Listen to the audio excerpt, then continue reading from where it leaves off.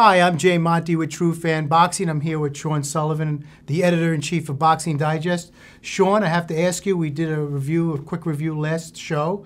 It seems we pushed a little bit too quickly. It seems like this year is the good, the bad, and the ugly, and we saw a lot of the ugly and the bad in the last 10 days. Starting off with Hopkins-Jones, was that ugly or bad? Both. Was it both? Now, you were there. Describe how that fight went and how the atmosphere was in Las Vegas. Well, honestly, there was a lot of expectation because of the reputations of both fighters. But really, people should have expected what transpired. A fight between a 45-year-old and a 41-year-old, and a guy that got knocked out in the first round in his last fight, Roy Jones.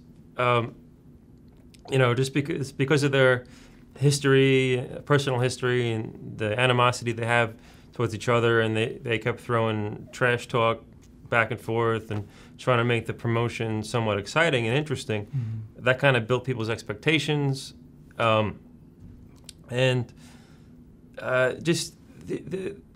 really, you should have just expected what you got. Because what baffled me, Sean, is the ugliousness of the fight, the holding, the hitting. Right. This shouldn't be happening from guys who've been in the ring for 20 years. They shouldn't be a little more professional than that, no? No. Hopkins has been fighting that way since 1988. Okay. That's just his style.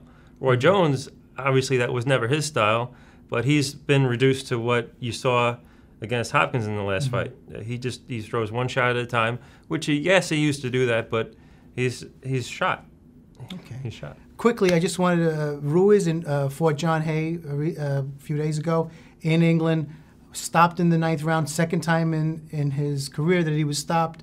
What's your take on that fight? Is Hay for real? Well, whether Hay's for real or not is not going to be dependent on that last fight with Ruiz.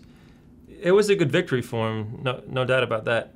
But Ruiz, I mean, he's a credible fighter in some respects. I mean, it's just he was coming off 2 losses, long layoff. He didn't really deserve the shot. He's never really deserved his shots. He's gotten so many. So you would classify that as not ugly but bad? Both. Okay, both. Okay. Arthur Abraham and Dirrell recently fought.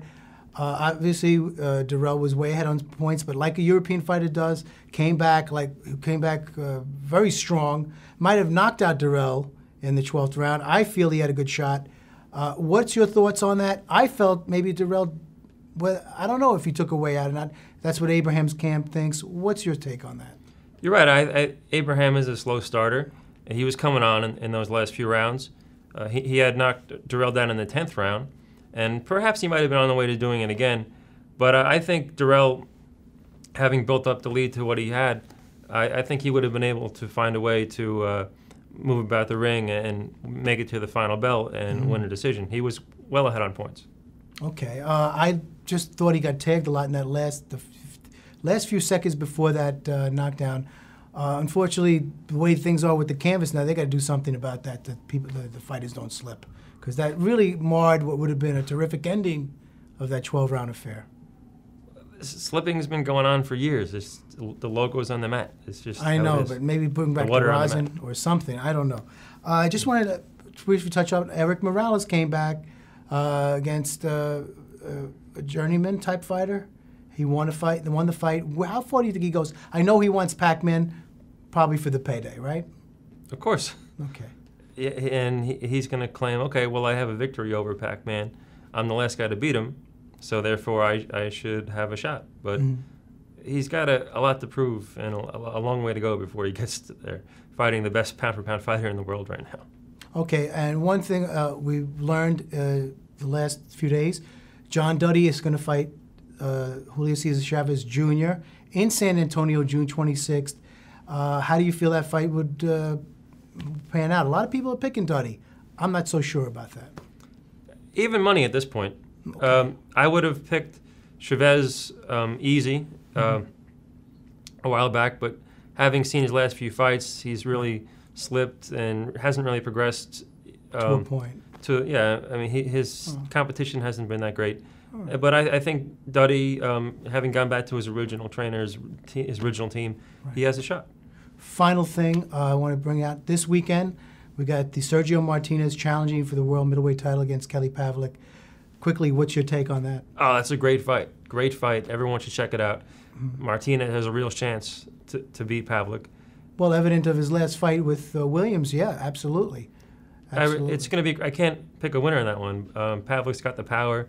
Martinez has the slickness and the skills and durability. It's going to be a great fight. Well, thanks, Sean.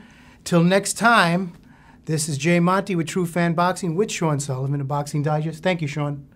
Be there in the square. Take care.